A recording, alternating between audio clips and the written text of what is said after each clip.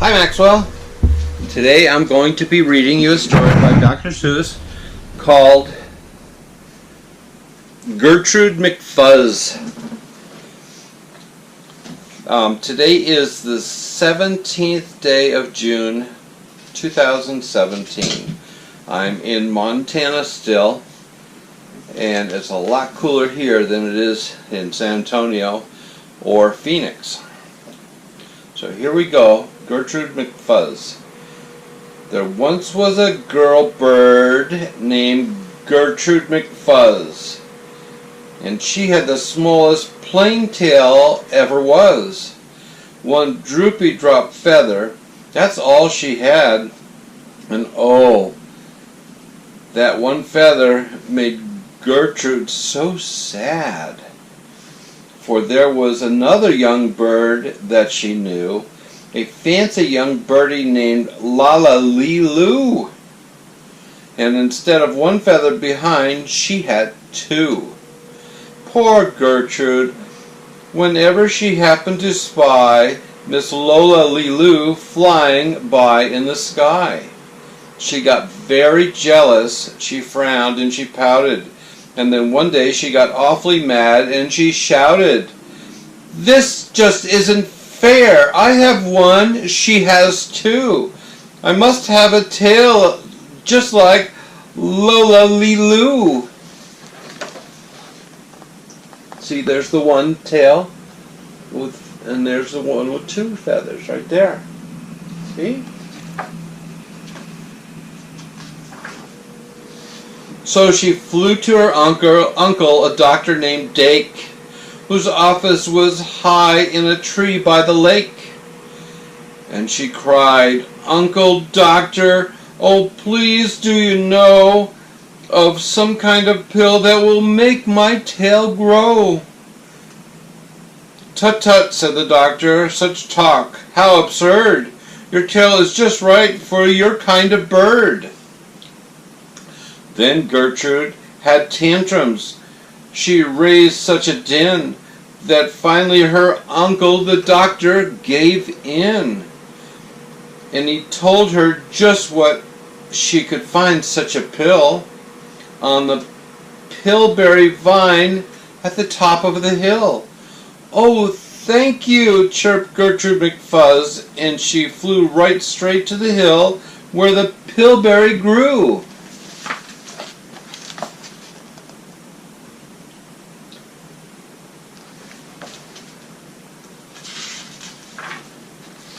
Yes, there was such a vine, and as soon as she saw it, she plucked off a berry, and she started to gnaw it. It tasted just awful, almost made her sick, but she wanted that tail, so she swallowed it quick. Then she felt something happen. She felt a small twitch, as if she'd been tapped down behind by a switch. Then Gertrude looked around and she cheered. It was true. Two feathers exactly like Lola-Lee-Loo. Then she got an idea. "Now I know what I'll do. I'll grow a tail better than Lola-Lee-Loo. These pills that grow feathers are working just fine."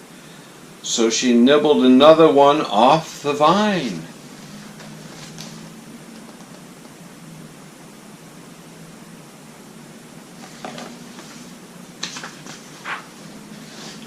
She felt a new twitch, and then Gertrude yelled, "Whee!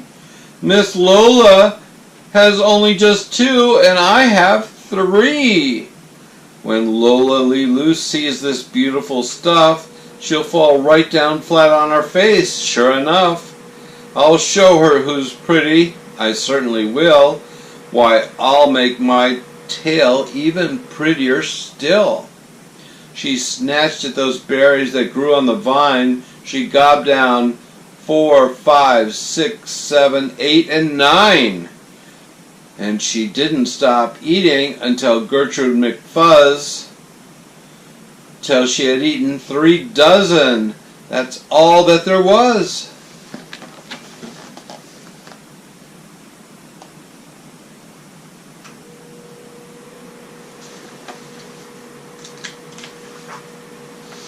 Then the feathers popped out with a zang and a zing. They blossomed like flowers that bloom in the spring. All fit for a queen, what a sight to behold! They sparkled like diamonds and gumdrops and gold, like silk, like spaghetti, like satin, like lace. They burst out like rockets all over the place. They waved in the air and they swished in the breeze, and some were as long as the branches of trees. They still kept growing, and they popped until long about sundown, when they finally stopped. And now, giggled Gertrude, the next thing to do is to fly right straight home and show Lola Lilu. And when Lola sees these, why, her face will get red, and she'll let out a scream, and she'll fall right down dead.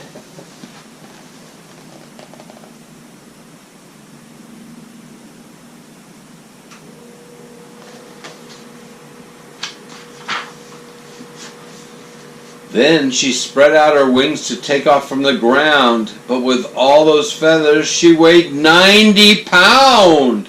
She yanked and she pulled and let out a squawk, but that bird couldn't fly, couldn't run, couldn't walk. And all through that night she was stuck on that hill, and Gertrude McFuzz might be stuck up there still. If her good Uncle Dick hadn't heard the girl yelp, he rushed to her rescue and brought her some help.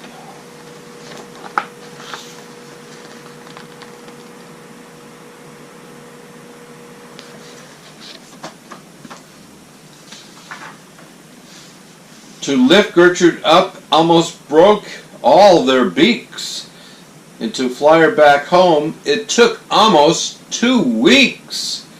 And then it took almost another week more to pull out those feathers. My Gertrude was sore.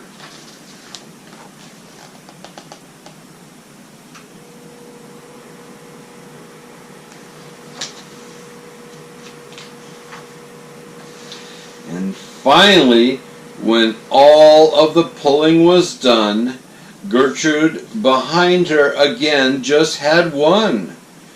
That one little feather she had as a starter, but now that's enough, because now she's so much smarter.